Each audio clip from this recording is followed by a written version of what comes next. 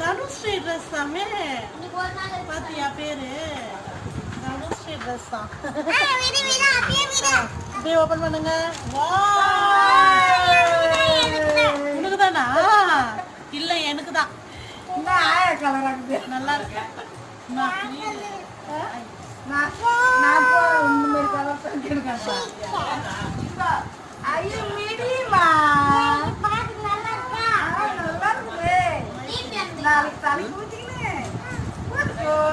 birthday kaju birthday kaju இல்ல வெச்சு பாக்க ஏதுனா